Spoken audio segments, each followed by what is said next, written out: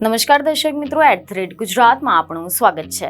ગુજરાતમાં મહાનગરપાલિકા, નગરપાલિકાઓ, તાલુકા પંચાયત સહિત સ્થાનિક સ્વરાજ્યની સંસ્થાઓની સામાન્ય તેમજ પેટા ચૂંટણી માટે ગઈકાલે મતદાન પૂર્ણ થઈ ગયું, જેથી કરીને સ્થાનિક સ્વરાજ્યની ચૂંટણીમાં હજારો ઉમેદવારોનું ભાવિ હવે ઈવીએમમાં સીલ થઈ ગયું છે અને હવે આવતીકાલે એટલે કે 18મી ફેબ્રુઆરીના રોજ મતગણતરી કરવામાં આવશે। પરંતુ જેતપુરમાં નગરપાલિકાની ચૂંટણીમાં તો ભાજપનો જ ભવ્ય વિજય થશે, આવો દાવો જેતપુરના ધારાસભ્ય જયેશ રાદડિયાએ કર્યો છે। જ્યાં સમાચાર એવા મળી રહ્યા છે કે જેતપુરમાં નગરપાલિકાની ચૂંટણીમાં 52.54% જેટલું મતદાન નોંધાયું છે। ત્યારે આવામાં ધારાસભ્ય જયેશ રાદડિયાએ સ્થાનિક સ્વરાજ્યની ચૂંટણીને લઈને મોટો દાવો કર્યો છે।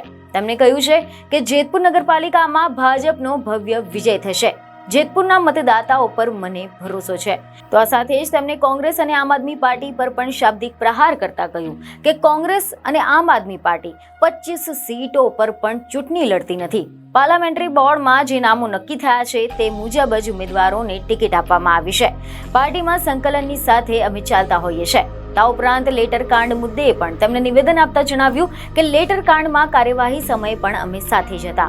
મહત્વનું છે કે અહેવાલ એવા મળી રહ્યા છે કે રાજ્યમાં સ્થાનિક સ્વરાજ્યની ચૂંટણીઓ માટેનું મતદાન યોજાયું, જેમાં રાજ્યભરના નગરપાલિકાની ચૂંટણીમાં આશરે 59% જેટલું મતદાન થયું છે।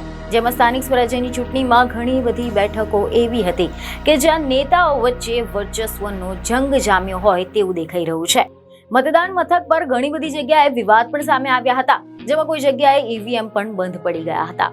બીજને એક ખબર સાથે ફરી મળીશું। ધન્યવાદ।